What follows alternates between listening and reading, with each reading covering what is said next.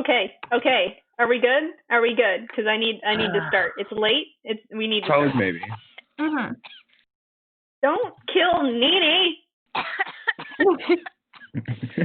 Nene died after the got it memorized. No, I already started recording. Stop. Hi, viewers. This is the bullshit. No. It's just chaos. Hey, viewers, listen to this. No. All right. No. This is what I get for trying to drink something and then listening to these idiots. Oh, Yeah, pretty sorry. much. Just so everybody's aware, lady who runs the Minuet is not here tonight because she is out at dinner with friends. So.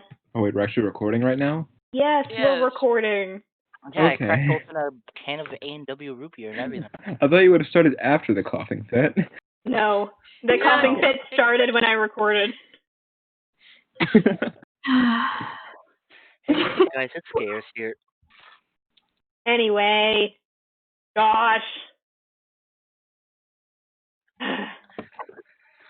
Last we left off, the party had found themselves traveling along the northeastern road towards Red Larch. Along the way, there was a discussion had about the management of spells and how frequently they're used between Lucera and Natalie, reaching an agreement about how it should be handled and considered in the future. There was also a small interlude of waking a gnome from her troubled slumber, and learning that sometimes what assails you the most is your own mind, with memories of a time before. As they traveled, due to the talents of Lucera, the group came across a few dead bodies, one charred and damaged beyond repair, though all of them picked clean and left to be almost perfectly hidden in the slightly forested terrain. During the last leg of their journey to Red Larch, a small town in Ditharin Valley that has notably seen better days, they ran into a worse-for-wear group of adventurers that had seemingly just started recovering from their wounds from previous battles they struck with wandering bandits along the roads on their travels. Upon getting them more comfortable to speak, they learned of the increase in heroes gone bad since exposure to the capital city of Eladina in the south, as well as exchanging information about the strangeness of the world around them due to inquiries and worries of Lucera to both her own party and the one that they decided to stay with. Sarah and Cole, after following Avery, the other party's more roguish sort, off away from the bantering group to discuss the oddities that set them on edge, learned of an interesting artifact that rings of times when gods walked the earth. An artifact that could alter reality at its core with nary a trace of itself, spoken about in fairy tales and myths. Discussing their new information and understanding the severity of what they stumbled into, they went back to the parties and slept for the night, gearing up for the next morning and heading towards Red Larch together for safety in numbers. Upon arriving in town and after being worriedly questioned by the locals, the two groups headed towards the Singing Sword Tavern to set up for the foreseeable future and perhaps ask a few questions around town. So, the five of you, what do you do? You are currently outside of the tavern, so you could go inside and set up if you'd like. Depends on what you want to do. Take your time. I am going to continue to be on mute for a few minutes. Now there's 3 people on mute. Hold on. As half the party mutes immediately. God damn it. Wait. God and now Josh Christ. has to... Oh! Really? I was just going to practice the voice for a sec. This is terrible. This is just terrible timing. Timing is terrible right now. Sorry. It's fine. I'm sure a pause won't be that bad because it's not like one of my recordings were for a solid hour and a half that didn't want to record anybody. Okay, I think I can breathe now. Can you? Yay! Maybe. Only a maybe. Just as a note, the other group is already talking amongst themselves and going into the tavern without regard to what you're doing. Okay. Rude but fair. Lythera looks around a bit, pausing to look at the center post. You cut off for a second there. Holy shit. Damn it. Mm-hmm. I'm glad that After wasn't just looking me. Where did I cut off at? After looking at the post. At the post. Looking at up at the post in the center of the city, things certainly have changed as far as she's concerned, though she's definitely keeping her hood up, taking note of what things might have changed, what has gotten bigger or maybe smaller, even as she looks like she's headed towards the tavern as well. Curious. Everyone else? You can do anything. What time? Hmm? What time is it right now? Looking up in the sky, it's about mid-morning. Around maybe 10:30 at the very latest. All right. In that case, Nelly will head inside too.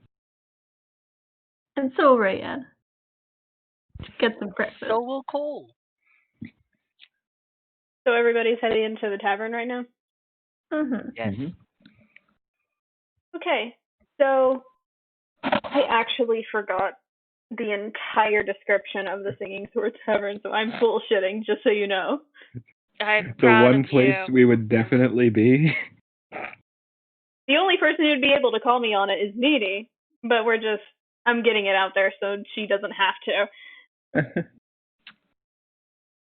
So, Lythera, because you're the one that first starts going in, you see it first. This place has definitely changed a bit. It's a bit fancier, though in the sense of it's been refurbished. There's new tables, new chairs. There's a nice looking set of wine bottles and liquor bottles behind the front desk, probably because it both serves as a front desk and as a bar. And of course, the group in front of you is obscuring who they're talking to, busying themselves with getting rooms from what you can hear. And they're kind of hard to hear over the low hum of chatter between several groups of people that are arranged throughout the entire tavern, seemingly paying you no mind because they're too busy either getting their food or they're discussing what they should do for the day. Most of them look like they are from the town, though there are a couple of people that definitely look out of sorts compared to the rest of the people. Definitely a couple of people with huge, great swords and a few that are looking over books. But overall, pretty normal people. They don't seem to care that you're there. So the group is in front of you that's definitely trying to get shit done.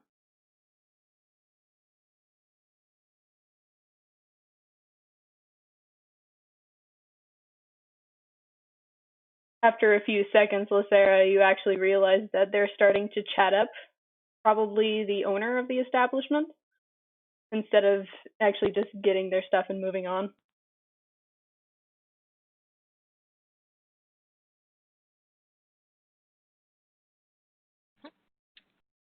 Lythera kind of smiles to herself. Everything seems very familiar as far as she's concerned.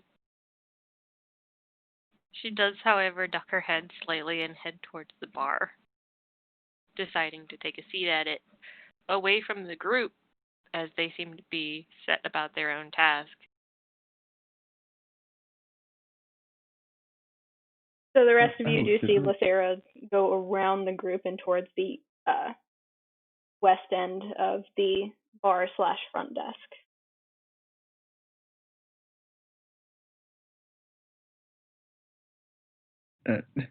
Seeing Lythera walk off, Natalie will raise a hand halfway, just awkwardly standing behind the other group, waiting to get their rooms. I guess I'll be paying then.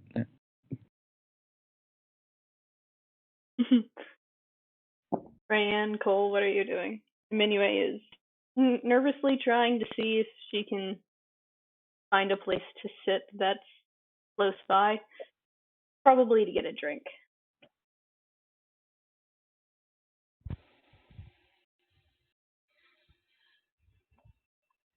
Are you guys following after Lysera, or are you just waiting for the group to pass by? Just waiting. Oh, good. Lysera, you're the first person that gets to see who they're talking to. It's a late 30s man with work tan skin that's definitely seen hard labor, and a bright smile with deep black eyes and matching frizzy black hair. And he's just talking as if he knows this group and has seen them all before and is checking up on all of them. So you do see him glance in your direction, nod as if to say, "I'll be right with you," and continue talking and start to reach under the front desk and take out keys. Lysera nods back, understanding what the silent code meant, and settling in to wait for the moment.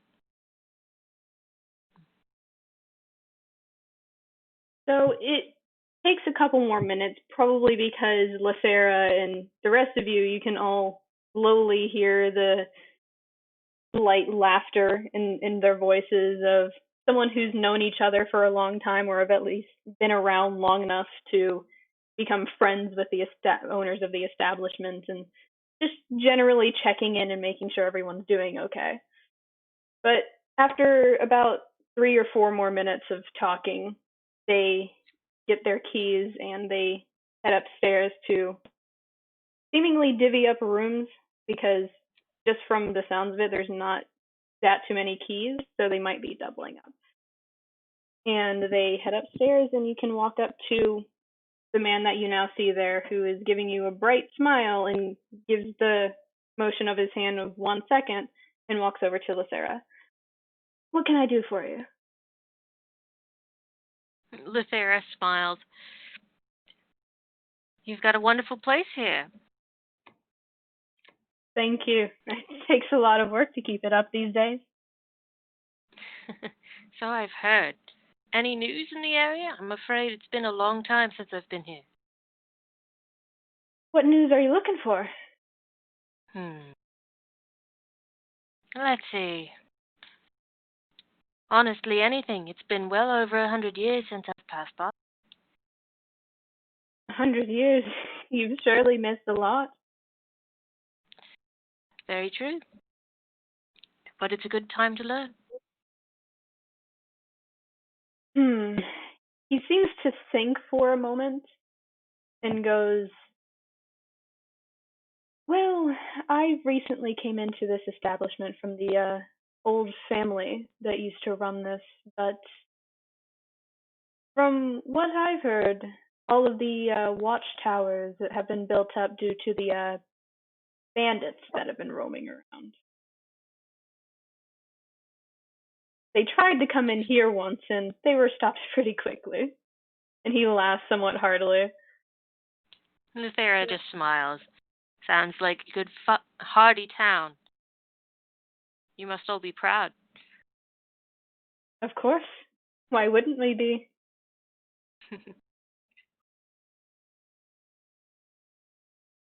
"As for everything else, I try not to get involved with too much gossip or drama.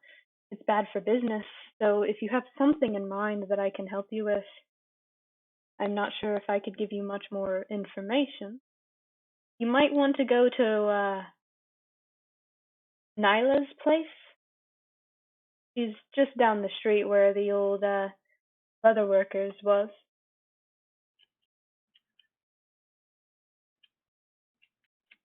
I'll have to stop by. Thank you much. Kindly. "Anything else I can help you with?" Me and my team need a couple of rooms. Would you have any extras? "We still have about 3 that we can have available for you, yeah." That would work just fine. "That would be 6 silver." Pardon?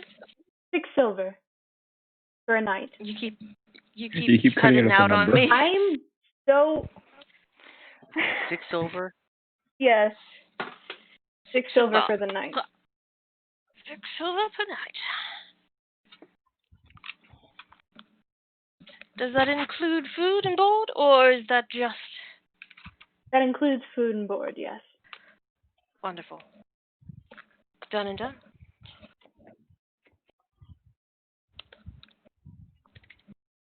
Meanwhile, Natalie does a relieved sigh in the background.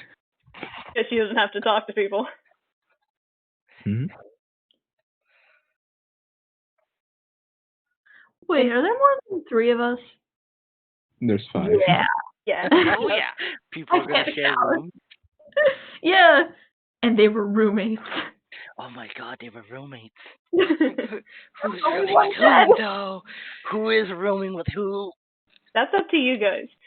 He goes over to where he was before and reaches under the desk where there isn't any like seats to choose from and takes out three different keys and walks over to you, Lysera, and hands them to you. Thera offers the silver pieces in turn. Have a nice day. We'll certainly try. He takes the silver pieces and just looks at you expectantly, like, do you have any other questions? Because he's giving you the look of he expects more questions from someone who hasn't been around in 100 years. Thera pauses for a moment, seeing the look, and then thinks about it. Do you happen to know, are there any areas around here where someone can learn the trade of healing, I suppose? That would be Nyla as well. She's eccentric, but she gets the job done. Eccentric, you say? Yes. She's actually rather new around here. Has only been around, 8, maybe 10 years. But she's helped out And a that's lot in new. her time. The newest we have. Interesting.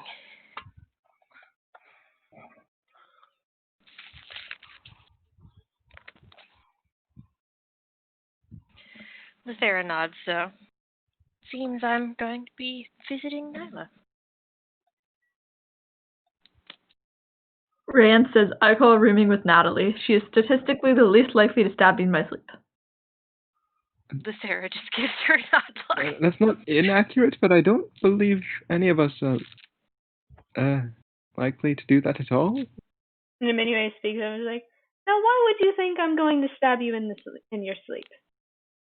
Look, the chances are low, but never 0.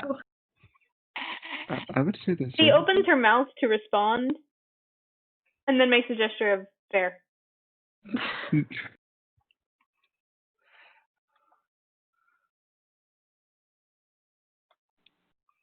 Cole's quiet. You better be. Thera's just going to sigh. Cole is like, I will not comment on this. I You had better not comment on that. I suppose that leaves Lysera and Emmanuel. That's fine by me.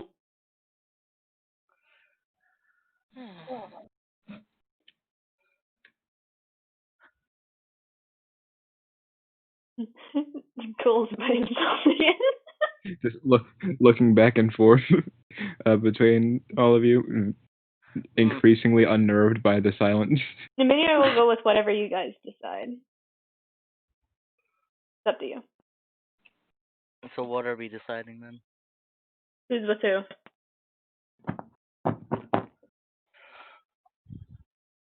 It shouldn't be that tough of a choice, but, you know. No, it shouldn't. But like, we gotta overthink everything. Don't you know? That's the law. Well, think of it this way.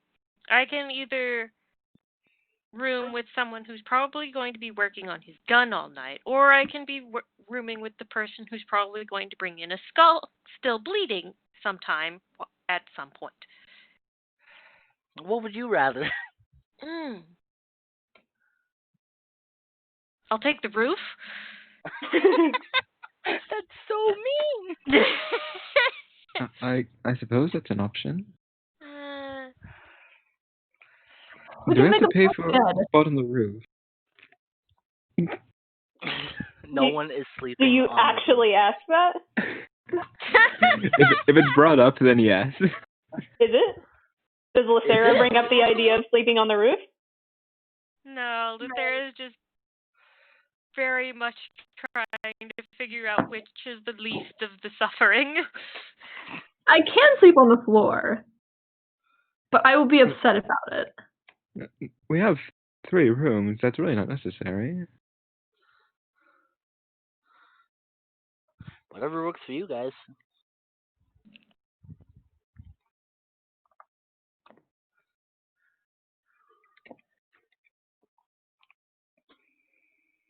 Lucera, Hmm. you feel just Should the we? slightest pressure in one of your pockets of your outfit from behind you. You're a pickpocket. Luthera, quite happily spins around, drawing a dagger to put at whoever's throat. Well, first of all, there's no one immediately in front of you. They're Look a little down. too short for that. You see a small girl holding a pocket of flowers in her hand. Aw. A cluster of red and blue and green flowers. And she has wide eyes now that you have a dagger in your hand. Let's grab the child. Luthera pulls a knife on a fucking kid. She looks no older than 7.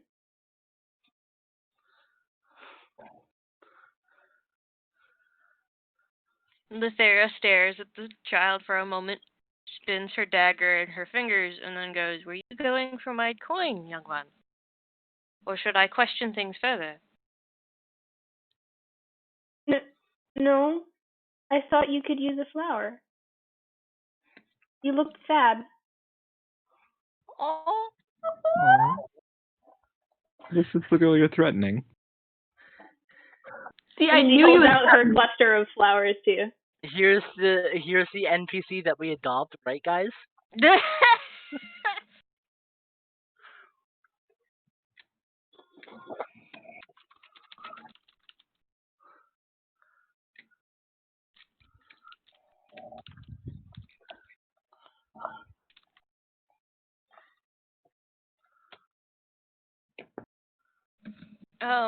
Lutheria silently puts her blade away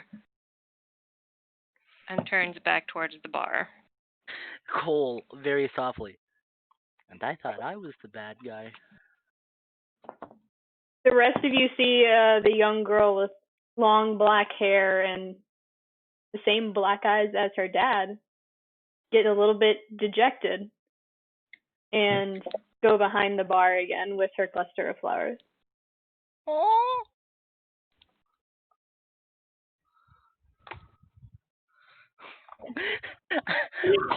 Cole, even more so under his breath now. Again, I thought I was the bad one. Lisa.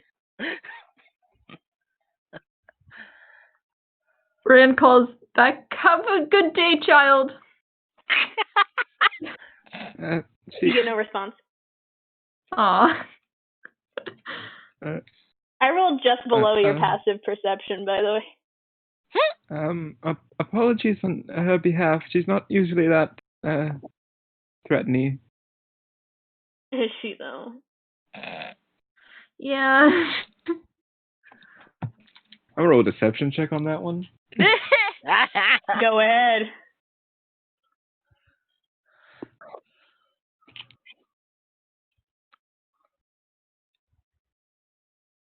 Okay, that is, I believe, 7. You don't Pretty even sound normal. like you believe yourself. Damn it. Yeah, Yes. it You're sounds noticing pretty this weak now? in your own ears, and you immediately just go to yourself.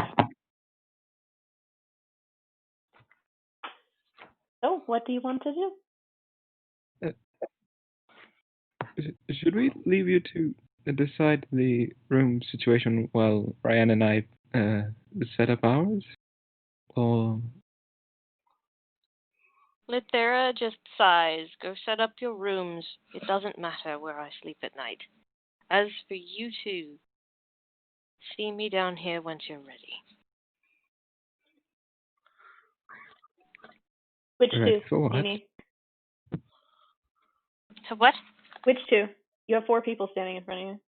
This is what. Natalie and Rhiannon. She looks directly at you two. Ah. For the record, ready for what? You'll find out. Well, that's not menacing at all. That's Ran. I know it wasn't convincing before, but now I'm scared too. Cole, if you'd like, I think I have something that you could do as well. Oh?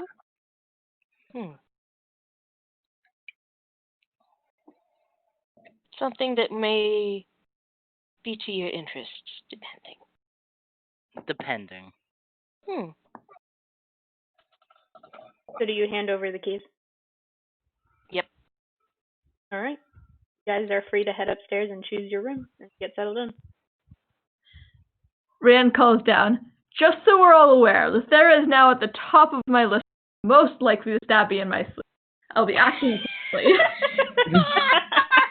A fair assessment, okay? Who was at the top before?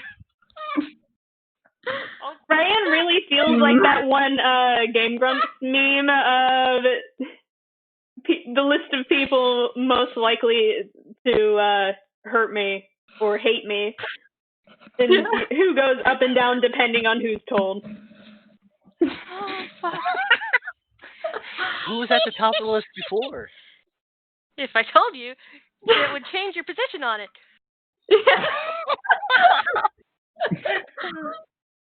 Exactly. Was it Cole? Oh, God. The question is, was it a toss-up between Lithera and Cole before? Or was Lithera already at the top? I'm not going to reveal anything. If I tell you, your No. position will change up or down depending on how you react to it. No. Go ahead. No, go ahead. Are you saying this in character is my question? I wasn't. If Ryan is, then Cole is. Dear God, that was funny. Rand says, ha, ha, and goes into a room. This first room she sees and says, this one is ours. I was totally on the top of the list. Minnie looks at you and just goes, I don't think that's something to be proud of. No, it is. It's certainly something to be proud of.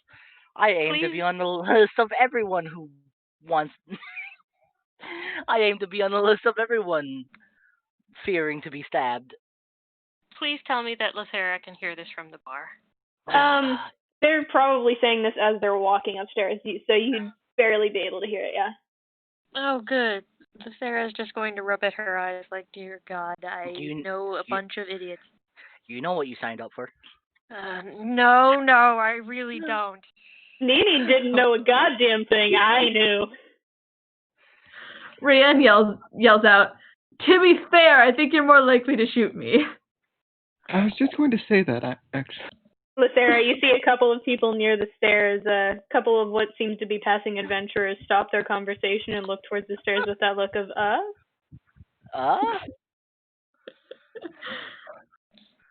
And then slowly get back to what they're doing. Yep, Lithera just leans an elbow on the bar, letting her head rest in her hand. She definitely looks like she needs a drink. A very stiff one. Well, Cole's just picking a random room that... That's just how it be. So the first one, Ryan, that you run into...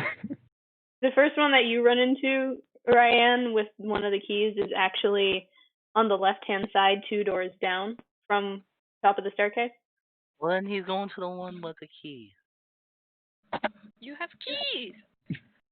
So I have a feeling that the second and third room situation will be decided by whoever walks in first. Oh god. Okay. Yeah. It's just general keys, so they'll open Decided the by doors. not making a decision. Key. There's 2 on the left-hand side, the second and the fourth that are available, and then the 5th on the right-hand side. Those are the others. Cole takes the one on the right hand side.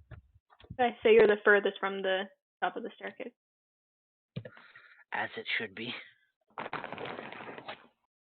I'm assuming Ryan is the closest in the second, so that leaves Natalie for the fourth. So You're a little Natalie's bit... following Ryan. Oh, you're following Remember? Ryan. Great. So technically, Lucera and the Minue are in the fourth, if Lucera wants to.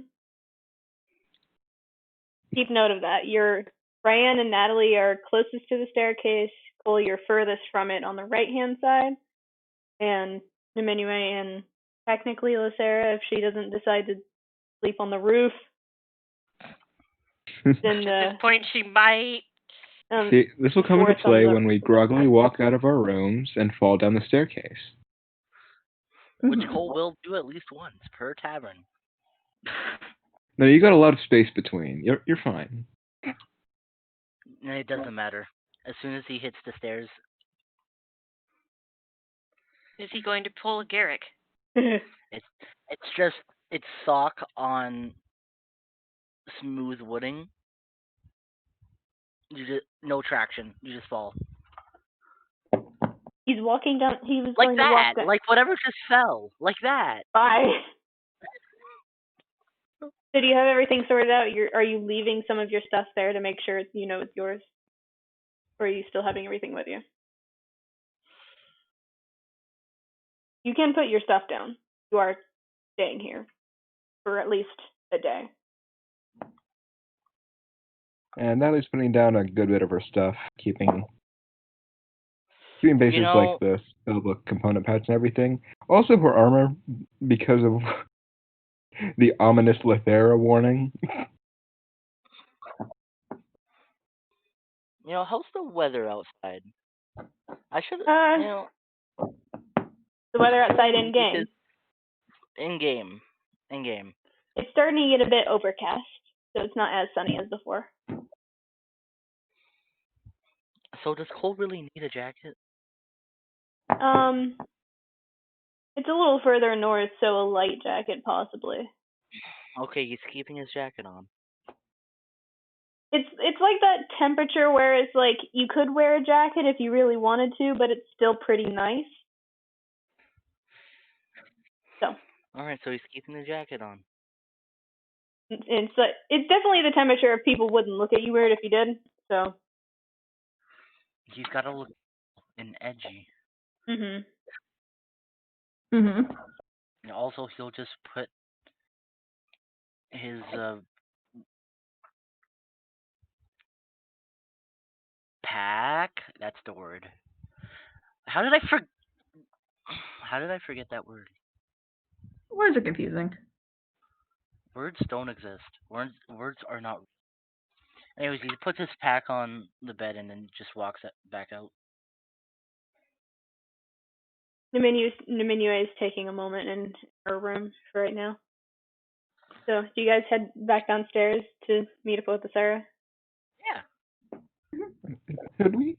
The warning was ominous. We can't It'll be not fine. What's the worst that could happen? Lucera. You want the ones you want. Lucera, at this point, a frizzy-haired, red-headed girl, probably early 20s, wearing an apron that just came out of one of the back rooms, reaches for one of the bottles after looking at you for practically less than 5 seconds, gets a glass and pours it full and hands it over to you without any words.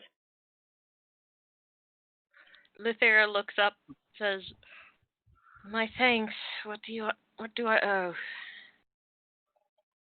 It's on the house, honey. And puts it back. You can definitely tell from her tone of voice that it's half pity and half worry. This is out of character, but give me a drink, bartender.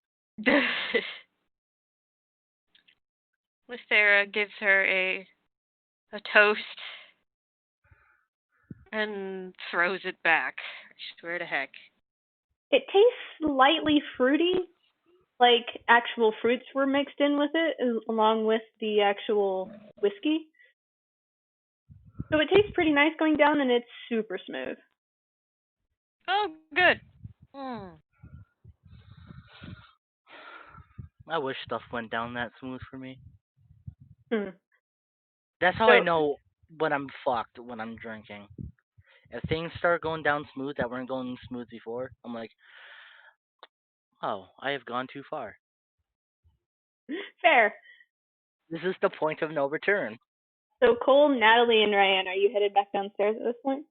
Yes, Cole is. Eventually. I cannot speak for Natalie, the other too two. worried to go downstairs. I cannot speak for the other two, but Cole is heading downstairs. Natalie comes a bit noticeably later. So Ryan you see Cole first. Not like a full minute, but definitely enough to know that she was waiting there a bit. Like 45 seconds. What's Ryan doing?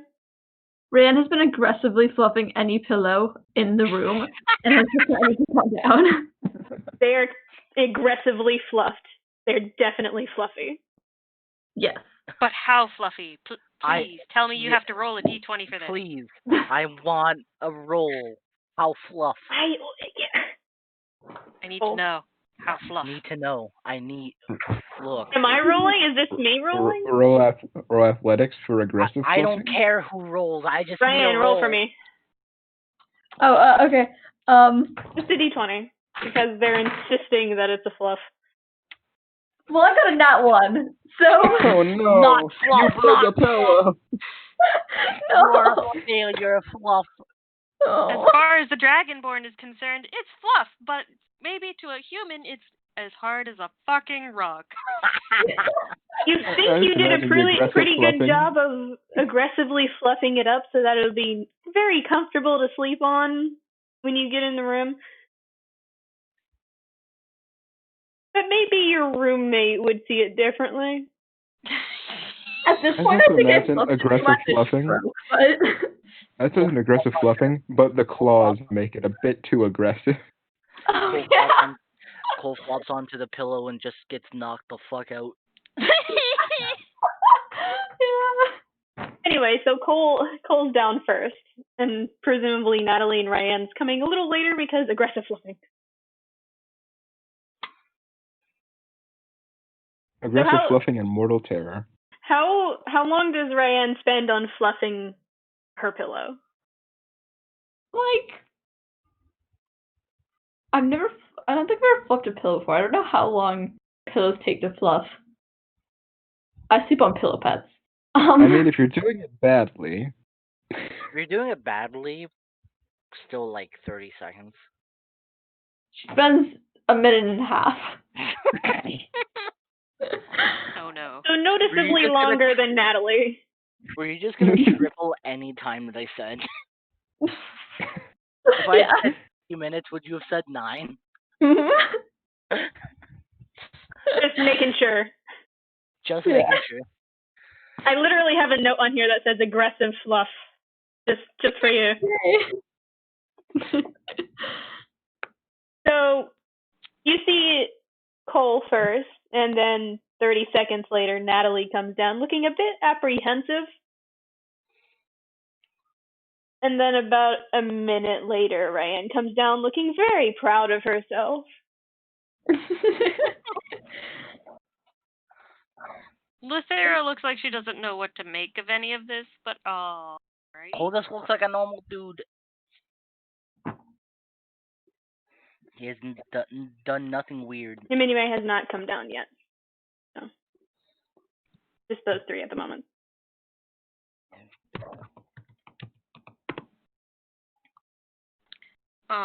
Lithera looks to Cole first. I would have a bet that part one, with all of the traps around the city, they may need help setting up new ones. And if you help set up a few new ones, they may let you into the forge. Never know what kind of metals you can find to put into your gun. Thought. I wish I had custom emojis. Stop. I wish. Be in character. No. Smiley face. Come on, Continue. Cole. Cole, what's an emoji? Stop. Am I getting an answer or not, motherfucker? Okay, can you repeat that again?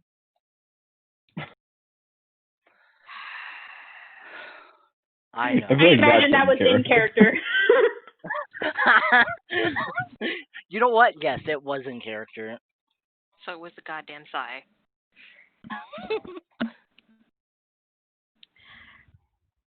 You remember the wall of spikes outside the city? Yes.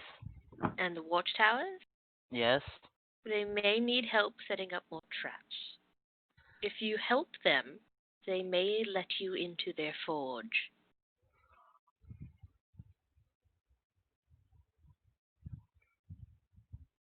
New things for your gun, maybe?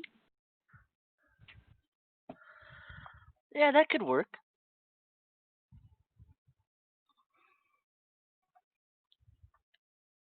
That could work indeed. A thought for you.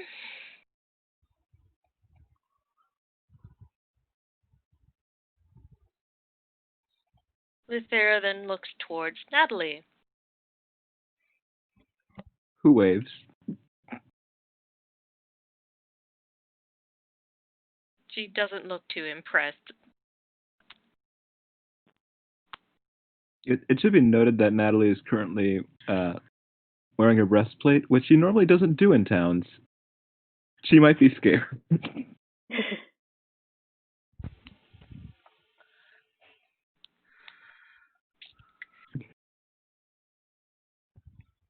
You're very used to using your magic in order to get things done.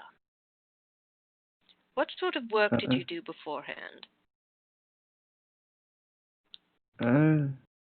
It depends on how much beforehand. Before working with the Queen or before working with all of you? Before the Queen. Well, when I originally set out, it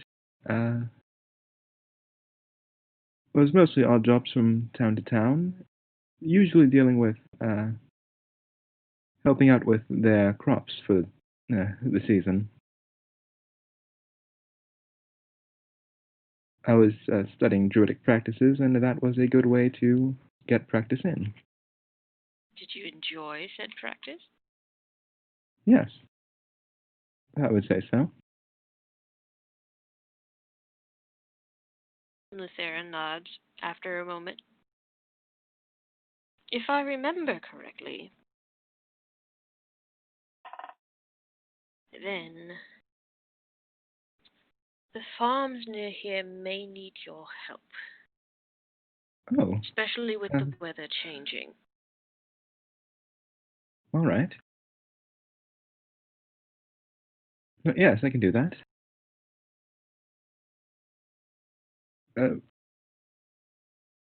As a note, I have, as it was what I was doing at the time, cast those spells fairly frequently. It's been a while, but will that be an issue? Lithera just looks at her for a moment, smirks, and goes, "We'll see. Some of those spells you may need to use. Others of them, if you can get away with not using them, I challenge you not to." Oh, all right. I'll see what I can do then. Remember, magic is not an end-all be-all.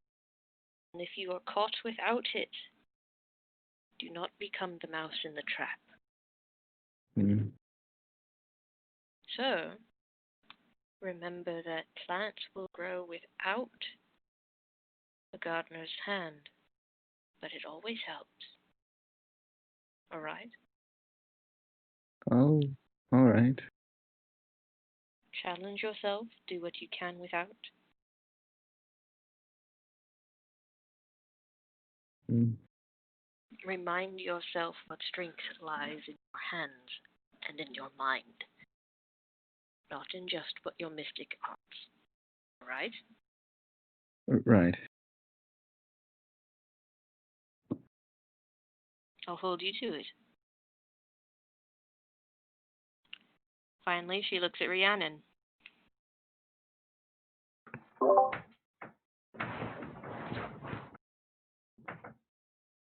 Have you enjoyed your chips, friend? Yes, very And much. that was in What kind character. of chips are they? Nope. No. Tavern. What kind of chips are they? Oh, Tostitos. Tostitos! Tostitos! Those are good chips. Tostitos! I got some Doritos. Nice. Eh. Those are like mid-tier chips.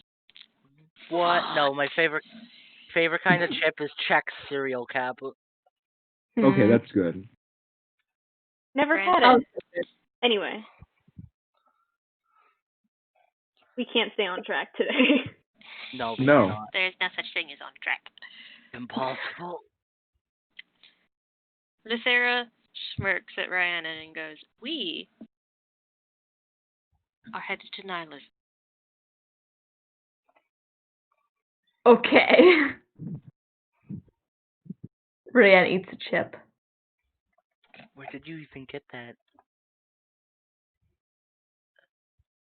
Brienne looks around and eats another chip. I don't know. Are we in a tavern still? Yeah, you're in a tavern. You're at the bar with Where? Lucera. Are you just eating some random person's chips? No. You realize room and board are paid for. You can actually get food. You can request chips. We're on the table. I've stolen someone's chips. Because it just sounds really fucking funny, I'm not gonna make you roll for it. Oh, God. You just have chips now. Yeah. Rayanne just picked up a bowl of chips and that poor guy without his chips. Someone is very confused. Oh, definitely. We're gonna leave and the guy's gonna come back and be like, "Where did my chips go?" It's a villain origin story. Someone else. I just love the casualness of we're going to Nyla's and then just crunch. Okay. Yeah. Crunch, crunch. This is basically all right, Cole. They might let you play with the forge. Natalie, stop using magic too much, and then just we're going to Nyla's. Nyla's. Oh, you'll find out why in a minute. Just give it a sec. Okay. Lucera stands up and heads towards the door. Are we going right now? Yes. Oh, okay. Rand gets up and runs after. We have the day. Lovely. Why are we going there again? Nyla is apparently a healer. Ah. I would bet that with all of the bandits attacking this place, she would need help. Part 1. Part 2 Yes. is I can learn a few things from her as well by asking a few questions. Sound fair? Sounds? Yes. All right. That would be very helpful.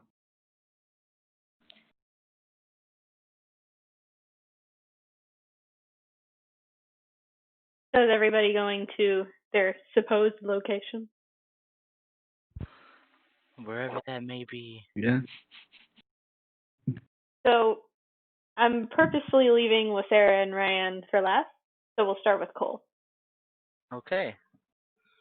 Cole, you split off from the rest of them, and you start initially headed towards one of the watchtowers that you can just barely see currently has someone posted in it towards the east exit of the city.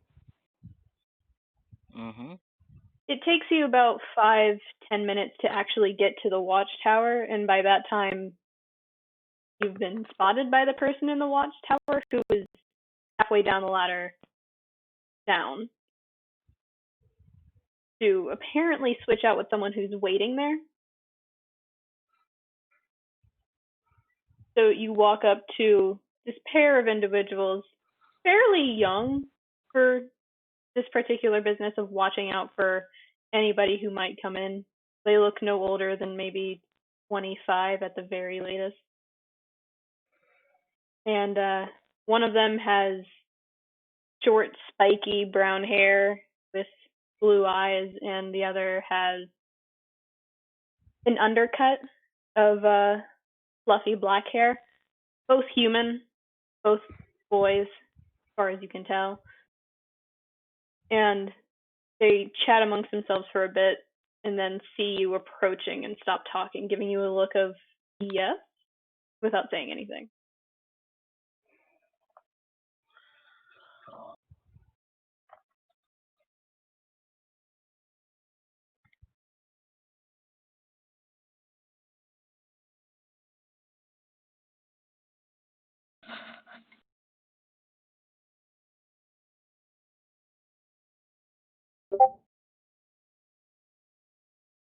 Josh keeps disappearing, which is a problem.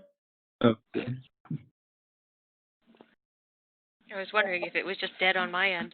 No, Josh has to disappear for probably a couple minutes, which is fine. I have to find the possible that you can. I didn't expect Lysera to do this. You're welcome. Fuck, No man. one actually being responsible?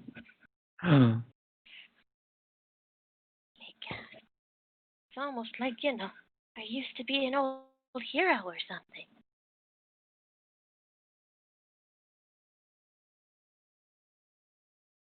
They fucking guessed. Lothair was a hero back when it actually meant something. Yeah.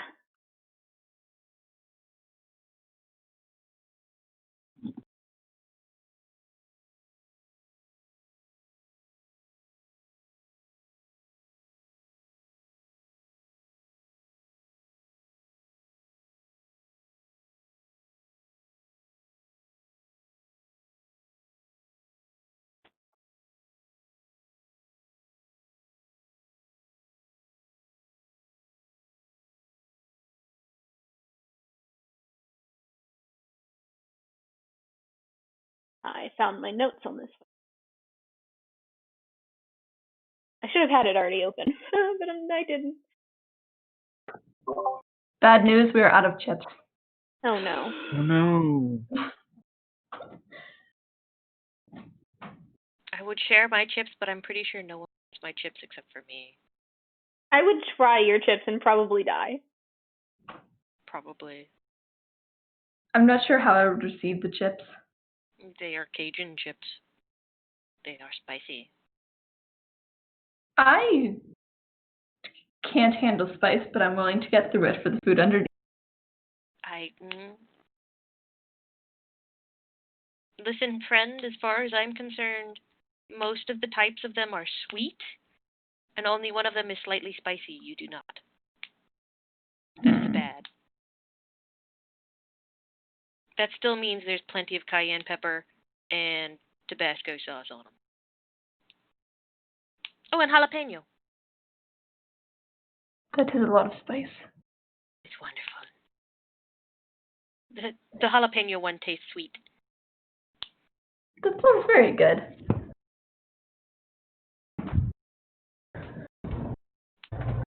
So does the Tabasco one as well. I'm very sensitive to spice, but I like.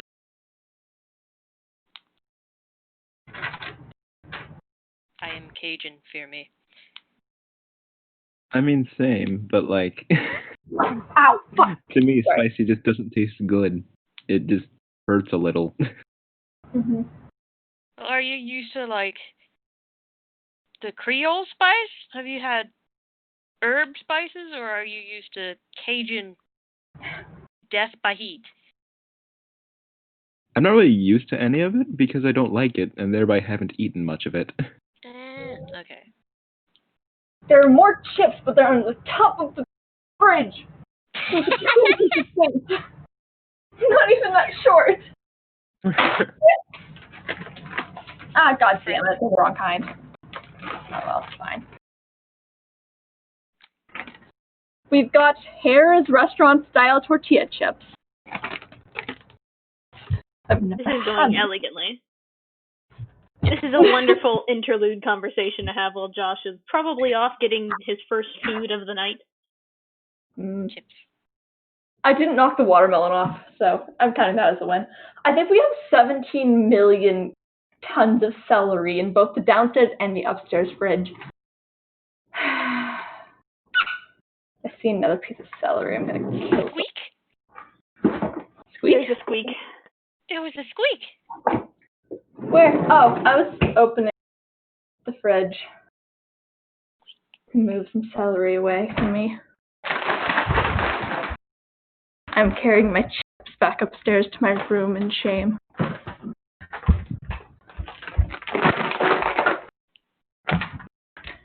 In case anyone needed a narration of what.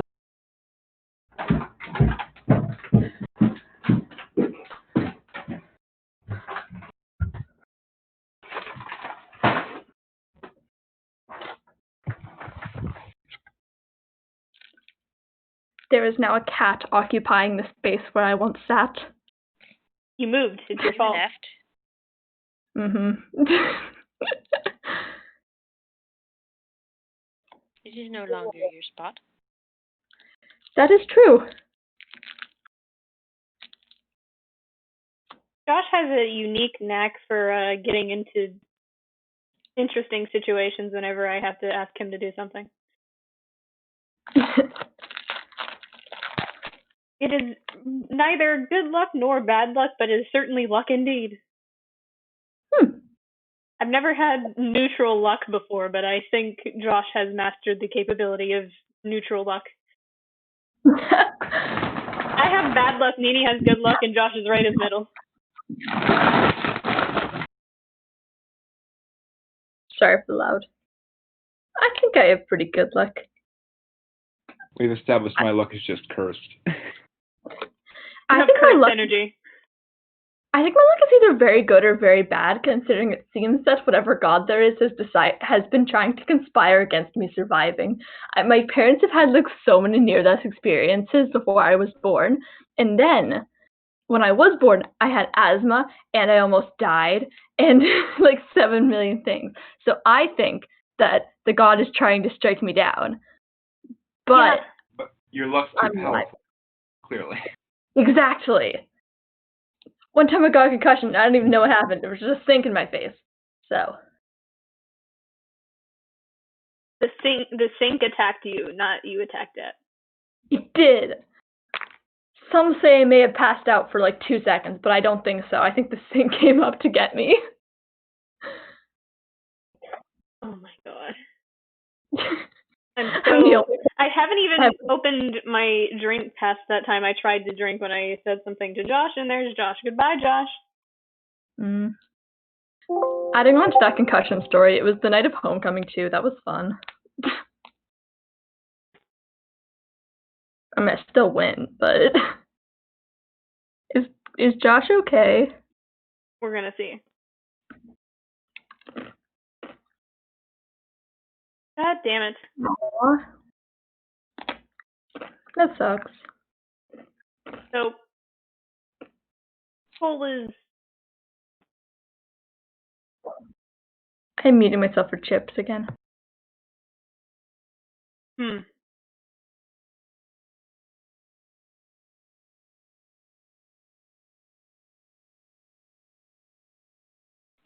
Well, Josh is busy. Time to Head to Natalie's bit, I guess. Yes. So, Oh, Natalie, dang it. you head north out of the city and come to the farmlands, not too far from the actual city itself. And they don't really initially pay much mind to you because you seem like another adventurer. So you're going to have to approach somebody to get their attention. They're currently working in the fields getting everything set up for, because it's around fall right now. So they're setting up for the winter.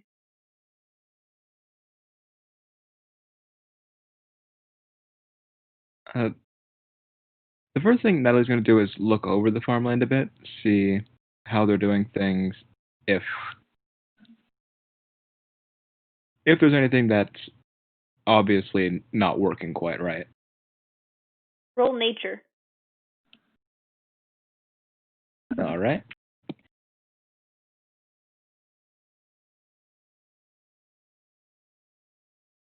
Good.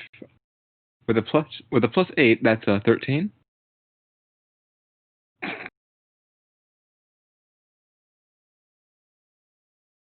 13? 13. Okay. So, from your experience with helping out with crops and making sure that they're growing properly, you can tell that they're definitely good at their job. They've been doing this a while in this environment, especially with how harsh the winters can get up in the north. And there are a few inconsistencies, probably just from lack of oversight. It doesn't seem on purpose, but they don't seem to take much mind of it, as if they don't see it at all. There is a couple of people close to you that are working on tending to weeds and making sure everything is neat and orderly. Hmm.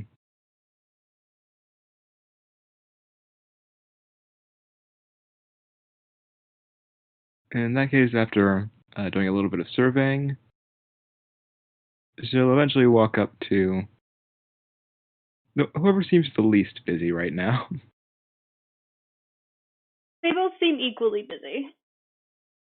Or at least, Well, at the very least, equally busy not paying attention to you.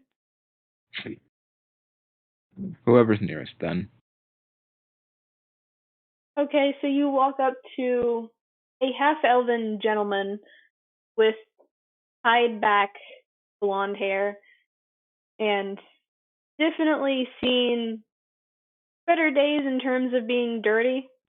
Seems like he's been out here most of the day. And once approached, he looks up over his shoulder for a second and then back to what he's doing and goes, "Can I help you with something?" I was. Yes, follower of Miliki. I'm wondering if I could help you, actually. And with, how so? Well, with the spell that I can cast, I am able to help your crops, and if there's anything that needs to be taken care of otherwise. We could always use more hands around, especially if you're planning on staying in town long enough. But, we don't really advertise spell usage here all that often. It's more hard labor. Hmm.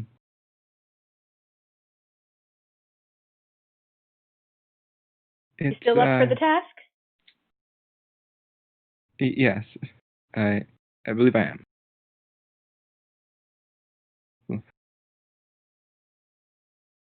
He finally stands up fully and looks at you. He's a few inches taller than you now that he's standing at his full height. And he looks you over for a moment and goes, "Yeah, all right. You might want to go grab a pair of gloves from the wagon over there," and gestures about 30 feet away for one of probably the only hooded wagons aside from the one that you guys have. where there is a bunch of farming supplies and definitely some extra clothes, just in case something happens. All right. As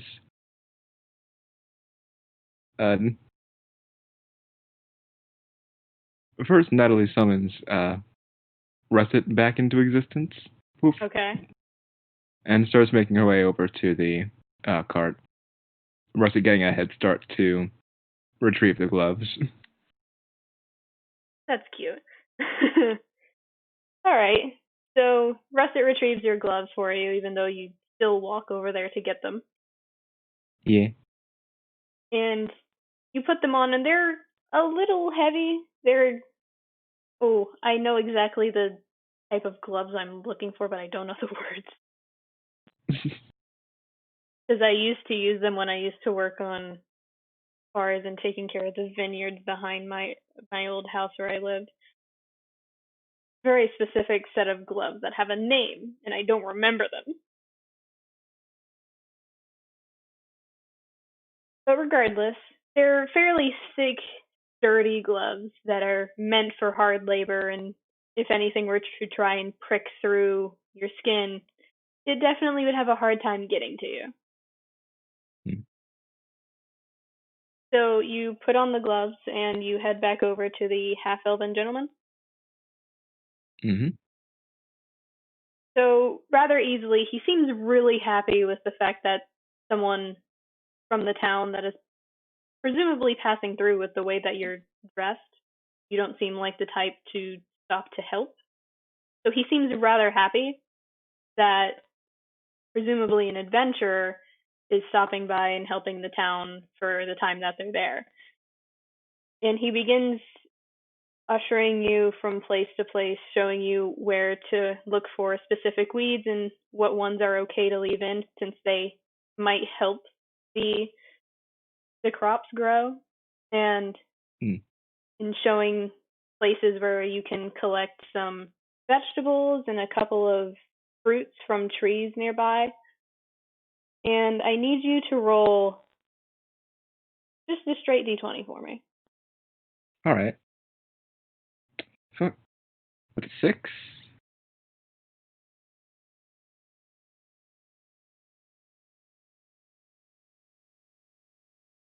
That's 6. Oh my goodness, everybody's dropping. Did you hear me? Yes, I heard you. It's a 6? Okay. Yeah, it's a 6. Excellent, keeping with the routine. So, for you, Natalie, you're much more used to using your spells to help accelerate the growth of things and not doing much hard labor aside from maybe the stuff that you might have done in the library where you and your dad worked. But as for farming and helping out when though it's not as sunny as it could be, you still definitely feel the heat of getting into your work and trying to help out as much as possible and gathering and weeding and everything like that. And you're definitely going to be extremely exhausted by the time the day goes out, but you are still helping, and they seem extremely grateful for that.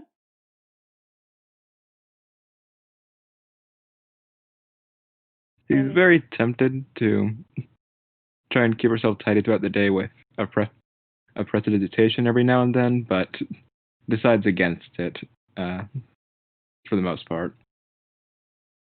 Does cave in every now and then.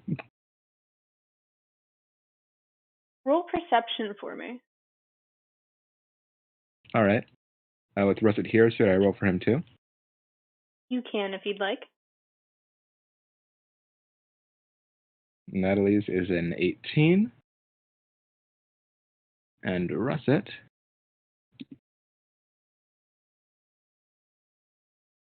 Let me make sure. Russet is not as much. 11.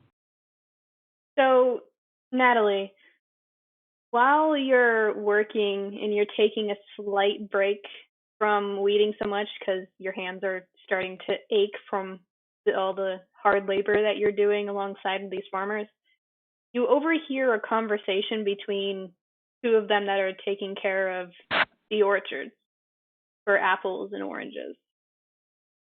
And you overhear a discussion about how there's bandits starting to try and take their food and rob them.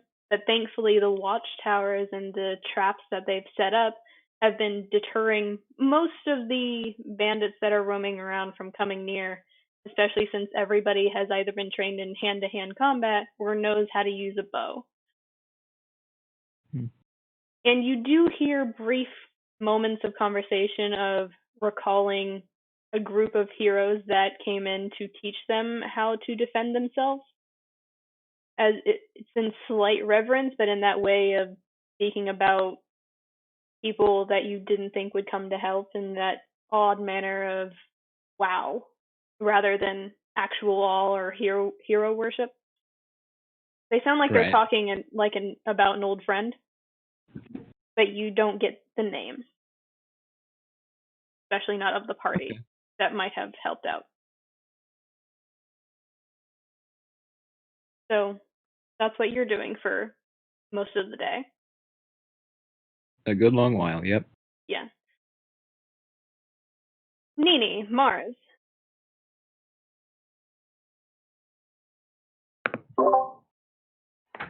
Give us both a second to get off of mute. So you're headed towards the south of town, where there is a rather humble-looking shop with a sign hanging from a post that simply says, Wild Glades Wares. It's a very interesting-looking assortment of things, but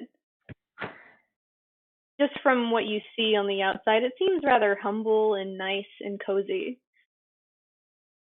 But considering this is where the leather worker was, you can only assume that this is what you're looking for. Lysera, you get this slight hint of herbal medicine coming from within. A slight hint.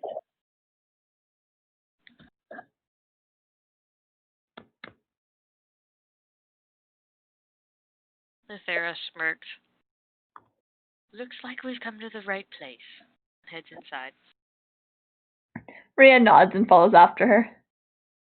So as you walk in, you're hit with the smell of various different burning medicinal plants, as well as perhaps old sage that is trying to be burned over. And there is a small bowl that is being burned on the far end of this nice-looking shop with rows and rows of different medicines and bottles and what looks like a couple of basic potions, along with some weird bags that look like they contain a hefty amount of whatever is inside. And there is a person with their hood up behind the desk, currently rummaging around through something and hasn't noticed your presence. Rand sneezes and says, "Yep, definitely the right place." You just hear, "Oh, what the fuck!" from behind the desk, and they hit their head on the top of the shelf above them and just goes, and turns. You're right. Just fine. Just give that gal some warning.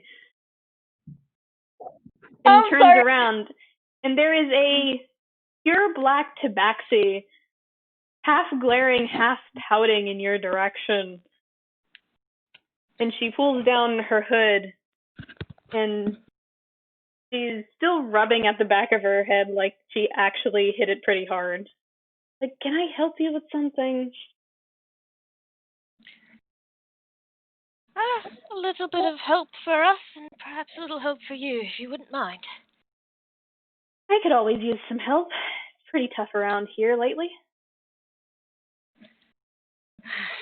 As I would have expected. I'm afraid it's been about 100 years since I've been in the area. I was hoping someone might be able to catch me up. As for this lovely lady here, she's a healer, and a healer in training. Think you could use her hands? While you're talking, you see just a really excellent face journey of someone who probably isn't used to hiding most of what she's thinking and doesn't seem to care either. It goes from amusement to the idea that you haven't been around in 100 years to, wait a minute, to, well, maybe that makes sense. When you comment that she's a healer in training, there's just plain amusement. But in that sense of, oh, that's cute. I could always use some hands, especially when it comes to making bandages for people who protect the city and giving them something just in case they need to pick me up.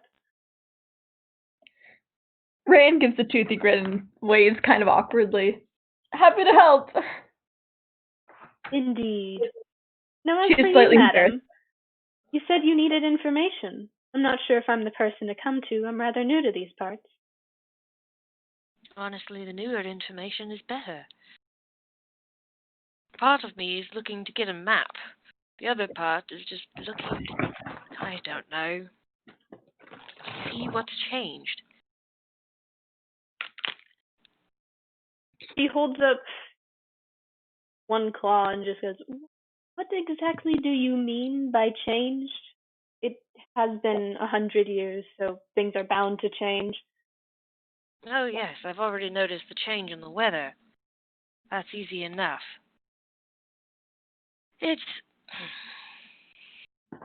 Are there any weird legends around these parts lately? Or any reason why the bandits might be around other than the reason that they might be across the river, basically? Huh. That's normally not my wheelhouse, but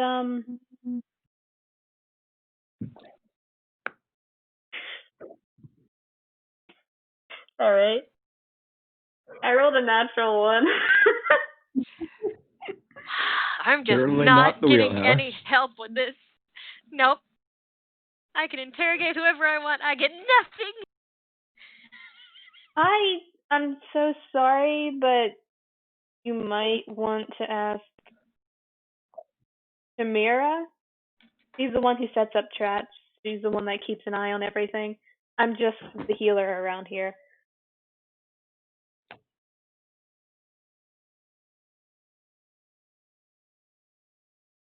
But if you want some potions or something to help you in a pinch, I'm sure I can help you with that. I would be glad to. Otherwise, by all means, point me in the direction of the archery range. The archery range? Oh, you mean the training ground? Yes.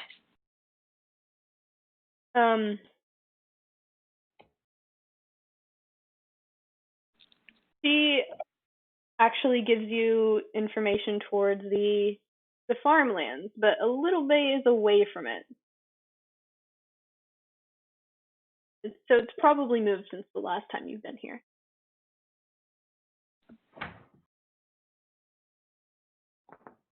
It's a bit outside of the city, but still easily accessible for anybody who's willing to train.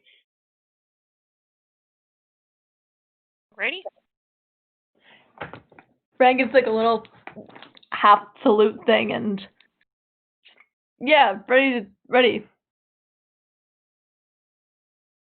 You get this wide grin from who you assume is Nyla. And she says, oh no, you get to stay here with me, as recommended. The Thera smirks, gives a bow. At your leave, healer. and then turns on her heel to head out the door. Have a nice day. I would be happy to see you in another time. Hopefully not for anything... Oh, contagious? Hopefully nothing of that matter. Hopefully not. I always love company. I'll try. And Lithera heads out. She looks at you, Ryan, now, as you're both alone in the shop now, and goes, so, what can you do, first of all?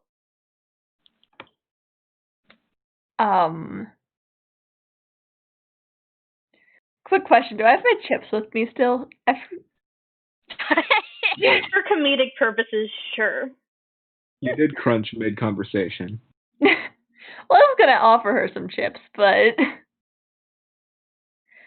I am a cleric. Yes, as your friend told me. I can sail ships pretty well.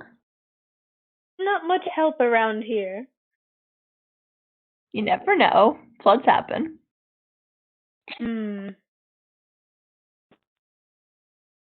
else? I can make good Halloween costumes. What costumes? Wait, no, Halloween doesn't exist. Any kind. I can make mermaid costumes very well. So you're more of a seamstress than a healer? No, I'm I'm a healer full time now. Now? Have you just recently started? I have read a lot of books. So you have no experience? I have some experience. Ah, God, frick. Sorry, dropped something really. It's okay, I caught it.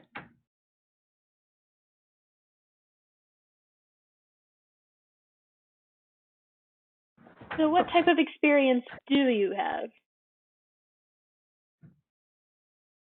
I'm forgetting my own backstory.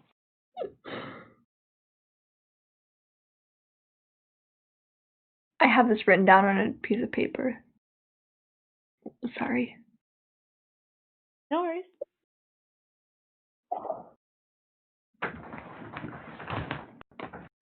No, trust me, this is great. I'm highly entertained. Okay, good. It's...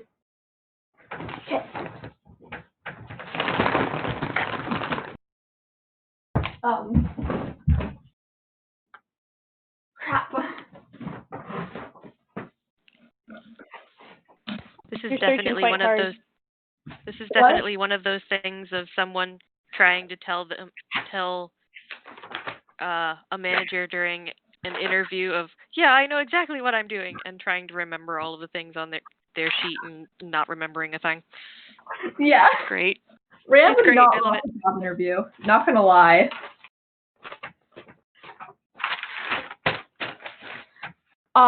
She says, I used to work retail. Costco. Crap.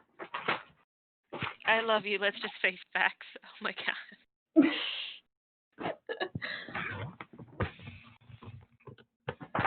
I feel like my current IRL response is Nyla's. And I can't show you my face currently. It's a look of halfway between disbelief and I don't know how to feel about this.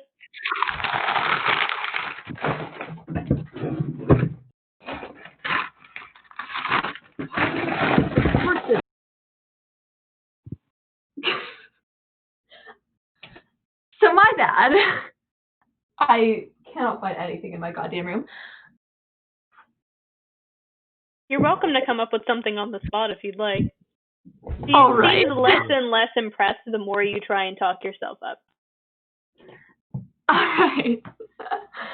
Well, Ryan, who has been stumbling through this horrifically, says, I have healed the party who I've been with. You saw Alethera, and I have healed them. That party. Uh-huh. How well have you healed them? That is debatable. I have not killed anyone yet. That should not... You just hear the heaviest sigh of someone who realized exactly what they were left with. And then going, I'm going to close up shop. And we're going to have a personal session. Okay. So, Nessie, please don't start making... God damn it! Shut up! Everything I say is quotable at some point.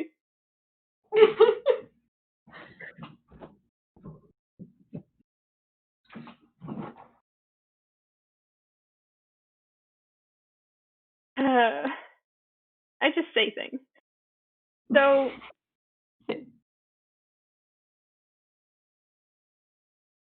Ryan. Yeah. I need you to roll religion with disadvantage. Oh God. I'm really not impressing.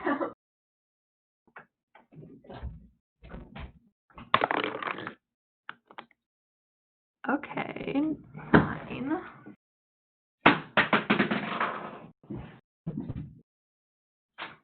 And 10. Wait, what's my modifier?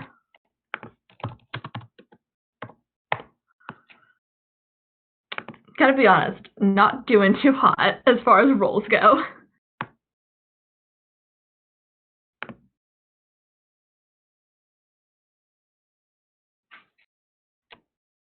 Sorry, I need to... Nessie, don't harass me for the fact that I just say things that could be taken so wrong. This isn't normal. I don't think I get the joke, but that is because you don't. I'm so glad. Good. 13 is what I got.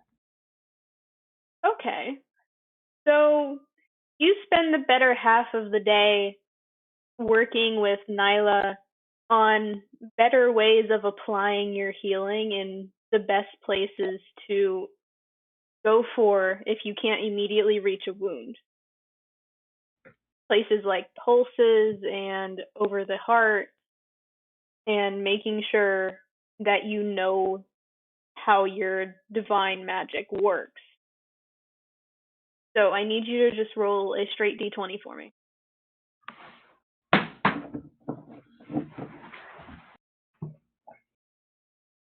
We've got a 2!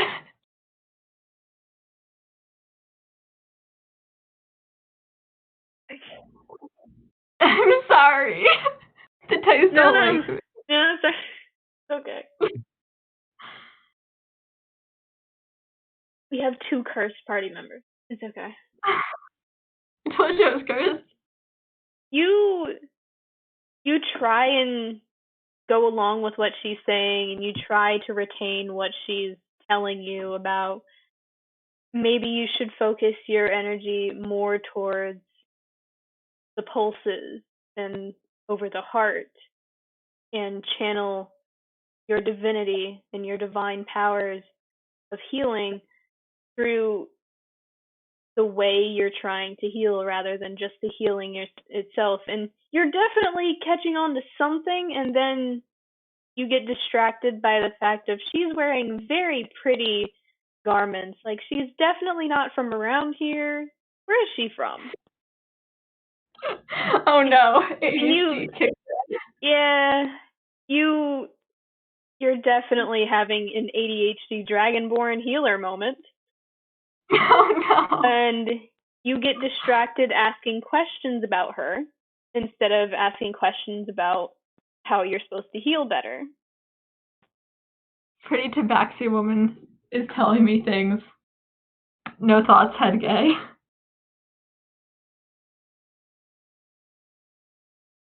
That's pretty much what it was. I'm getting back at everybody else for Nini pulling a "you're too gay to function" shit on me.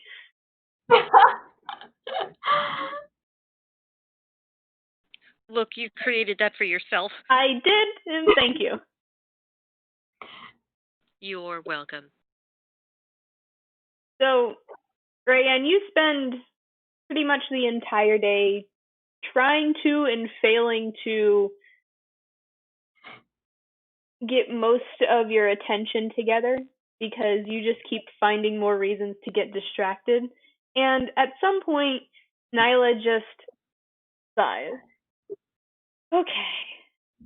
Clearly it's not setting in.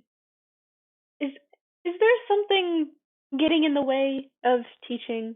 Because if you don't start paying attention, there's a very high chance that you may end up doing more harm than good. I'm sorry, Joanne is at this point slightly flustered. She's very embarrassed about how badly she's doing, and kind of very defensive, but not defensive.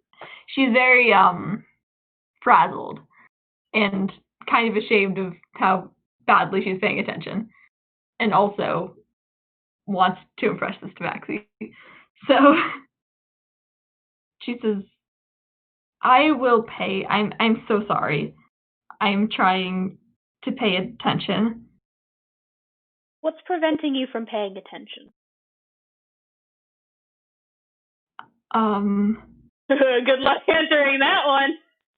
What?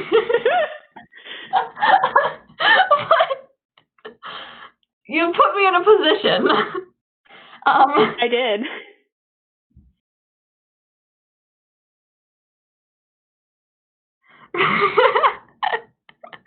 Rayanne gives a stare like all thoughts have left her head. No thoughts left. Not a single one.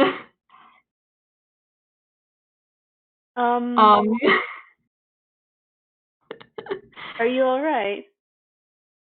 Mhm.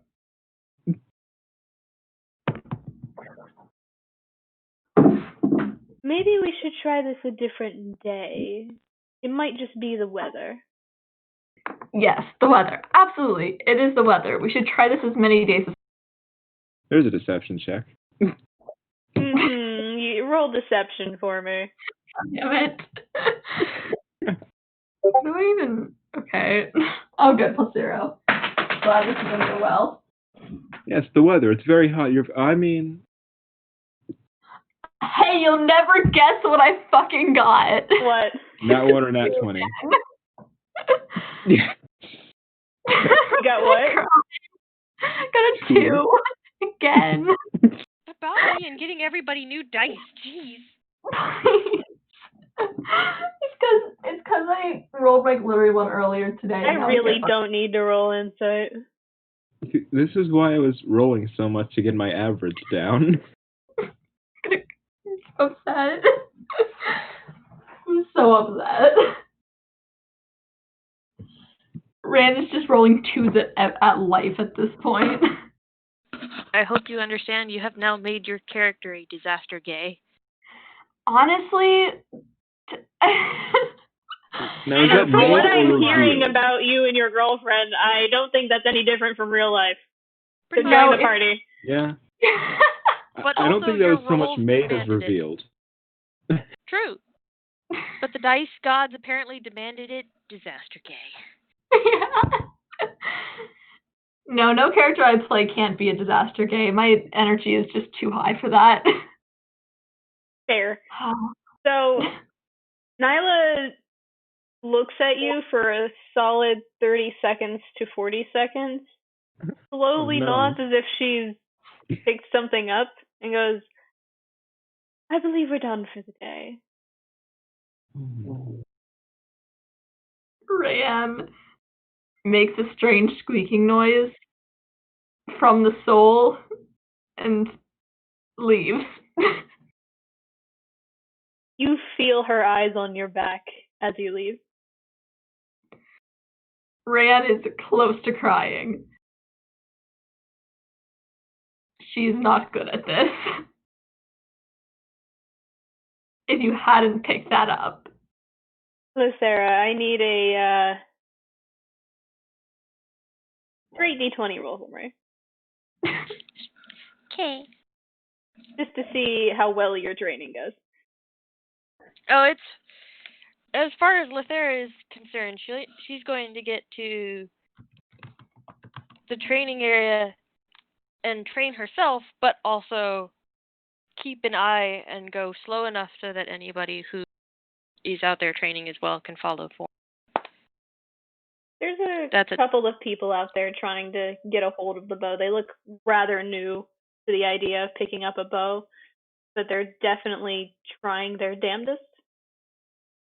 So if you're allowing other people to watch your form, I'd say do it with advantage. With advantage? Mhm. 12.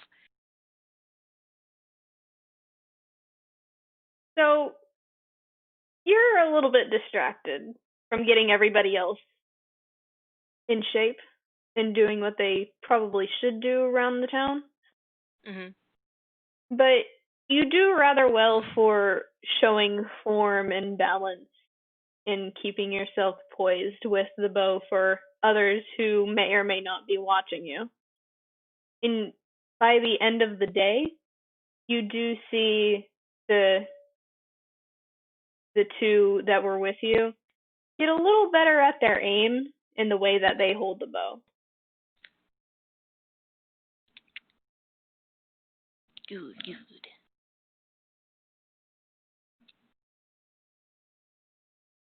So it's about sundown when everybody gets back from doing what they're doing. Cole looks utterly fucking exhausted.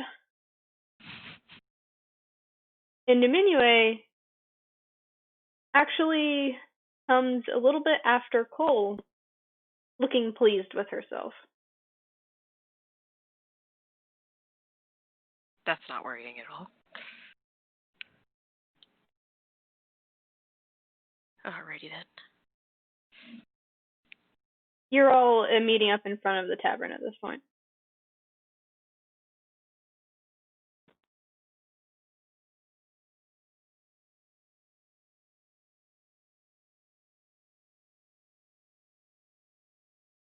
As Natalie shows up with Resident on her shoulder and probably a few dirt stains that might have been missed.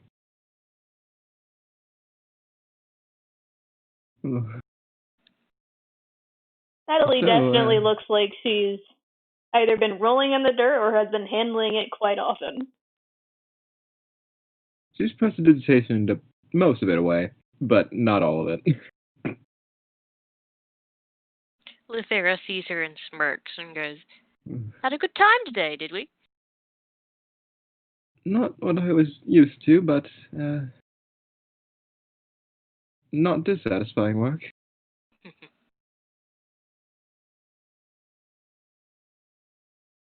It's always good to help out around town. Keep it in mind. It's hard work, but it's good work. Right.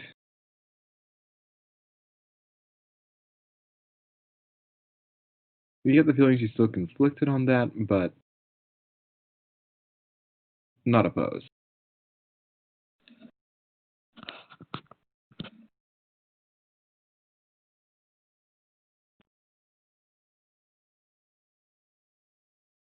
Ooh. Mars, really? We've been dating for 5 years now, so I did something right, okay? Mars, you're more awkward than me. How? Yeah, it's really a skill. I love you.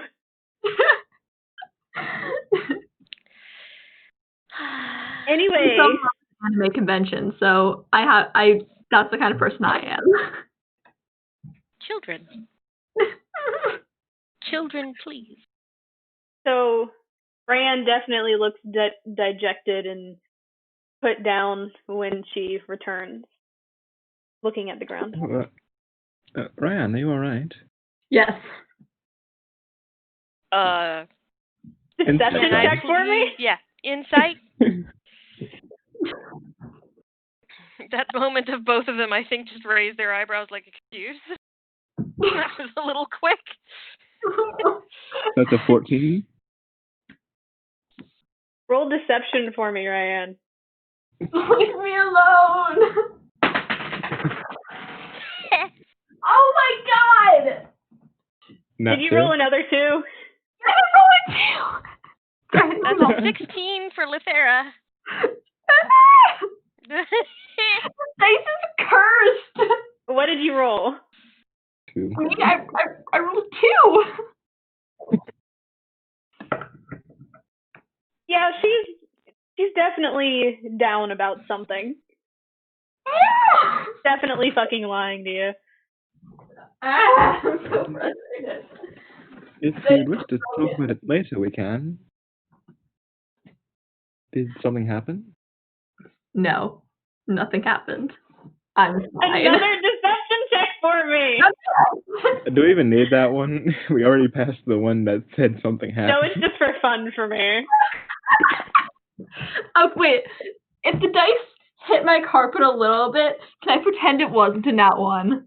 Like, No. just kind No. of here and there. I Did was you so roll in that upset. one? Yes, I did. What is? I'm finding one other die. Don't come at me. This one hates me. It's broken. Something definitely happened that she's not happy with. That made her very upset.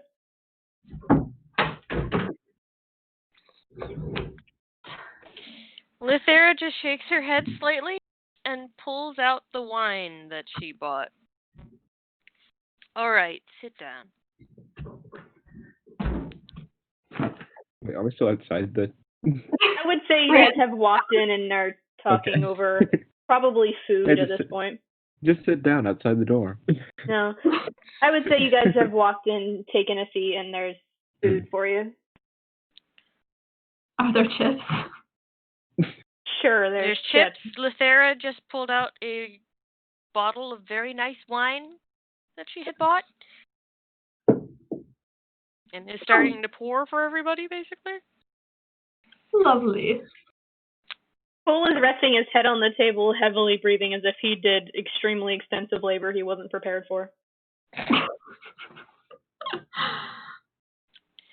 All right. Tell me what happened, everyone. I should probably start looking at the other two.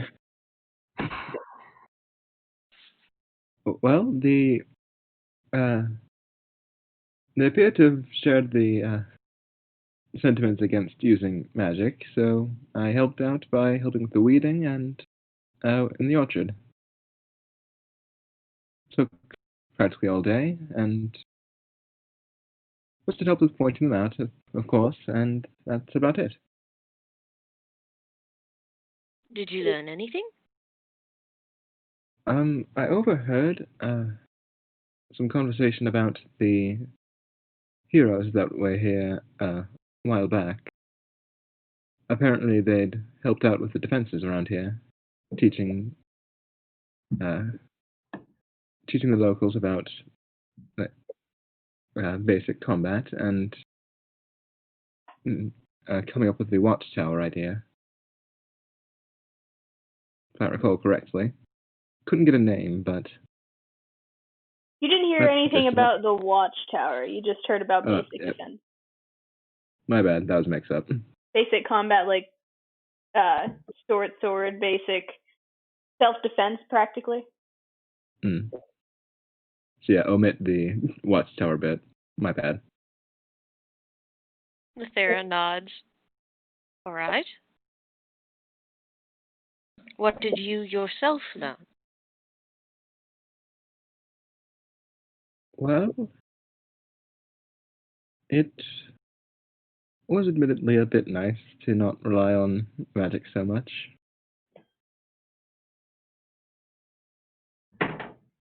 Getting things done without.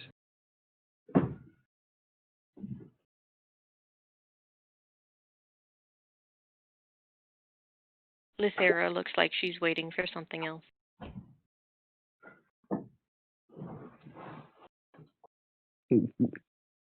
Natalie immediately gets more nervous. After another moment of silence, she nods and goes, "All right," and then looks to the next person on the table. Cole still has his head down, so if you're looking at him, he's not paying attention. I'll skipping over Cole for the moment. She just chuckles and moves on.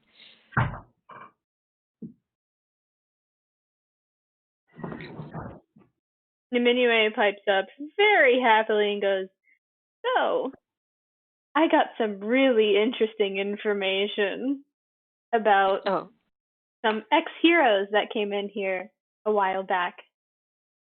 do tell. Apparently they were looking for some powerful artifact that was being hidden away somewhere in the world by a very powerful arcane user. I couldn't get the name of it, but it definitely seems like something nobody should have.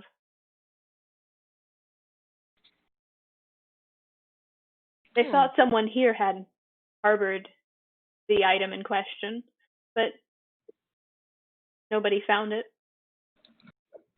Any other details?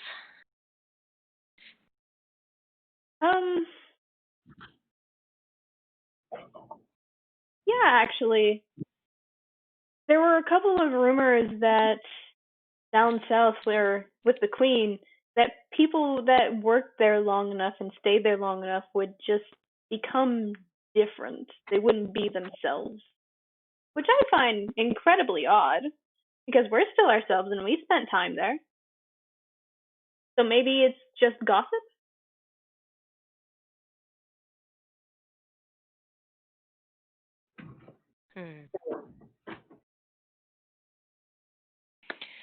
Ithera seems to think on that for a moment.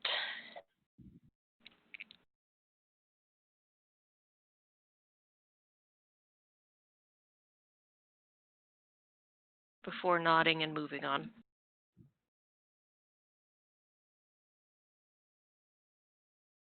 Settling on Rhiannon.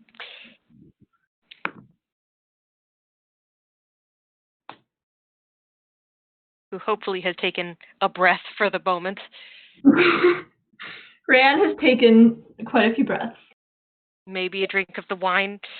Yes, she has taken several drinks of the wine.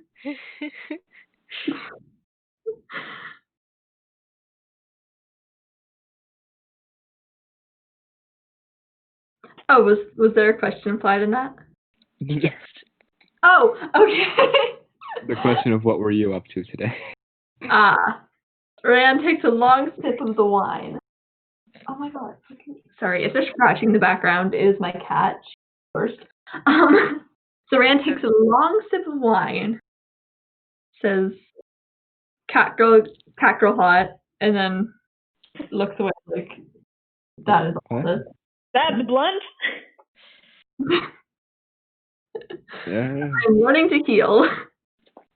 Better. Natalie looks between Ryan and Lithera. Lithera raises both of her eyebrows towards her hairline and goes, "All right then. Make certain to impress her with how well you do." I'm trying.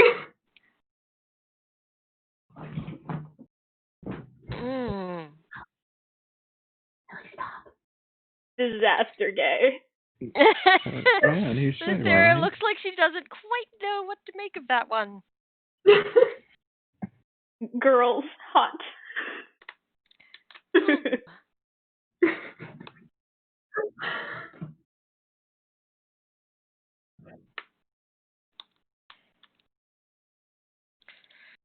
Well, I suppose when you're ready, eat your fill and head up to bed. I suggest we stay another day and continue with this. There are a few things to learn from this place. You just hear Cole go, I don't want to. Lithera just chuckles. looks at him and goes, "Oh, did you not enjoy helping out? Did you not get into the forge?" He looks up at you, Lazaro, with this look of, "Excuse you, how dare you?" I'll take that as a no then. He finally sits up, just wipes at his brow and goes, "They're really, really extensive on their traps. I didn't realize what I was getting into. I am terribly filthy. It's awful. Then go take a bath. I plan on it." Good. The better work you do for them, the more help they'll give to you. She lightly taps the side of her glass with the wine in it before picking it up and taking a drink. Rand says, I think we should stay for a little longer. Lithera smirks around her glass as she drinks. You just get another groan from Cole, basically, "Oh, God." Anyway, however, is like, "I think that's a good idea. I might be able to learn more if I talk to a few more people." I hope I won't be too sore in the days to come for that, but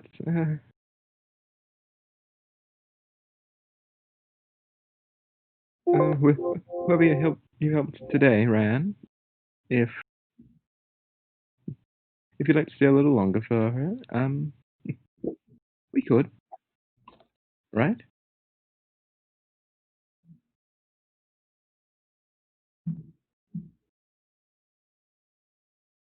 What are you asking me? More asking Lithera as the de facto leader of the party. Unfortunately. Fun check. Lithera just smiles and looks at each and every one of them. "I'm very glad you decided to stay. We'll stay as long as you need."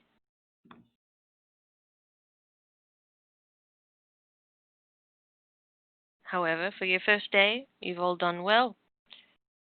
Go take a bath, relax, and be ready for tomorrow. Eat, drink, bathe, and rest. All right? And be ready for tomorrow.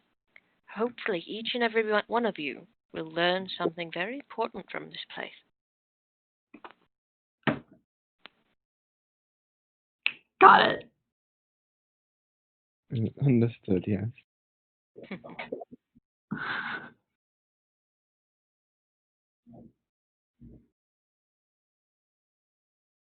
Cole's the first one to head for a bath and then sleep. I kid you not, I rolled a 2 for him. Wow, I wonder. Ooh, I can think of some really bad things that he might have. Oh, ooh. Well, the I'll leave two's it up really to imagination. I need to type a couple things. But your leg. It's caught in the bear trap.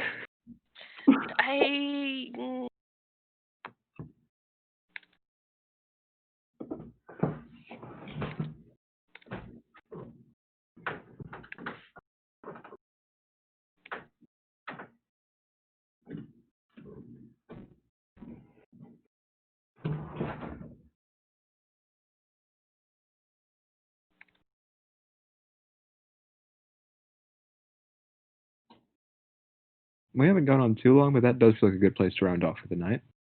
Yeah. Definitely. That wasn't like a passive aggressive throat Oh clearing. yeah, Needy, you're right on track. Yeah, I feel sorry for him. Oh no. I feel sorry for him. Oh no. His wardrobe needs some touch up. It's okay. Oh? He looks worse for wear.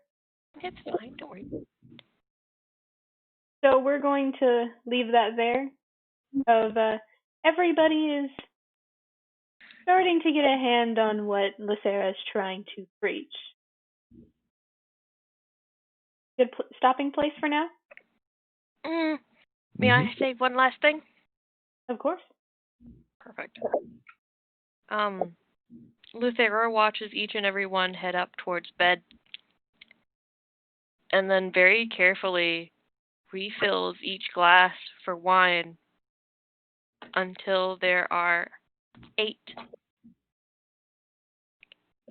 1 for herself and 7 untouched. Raises her glass in toast and drinks.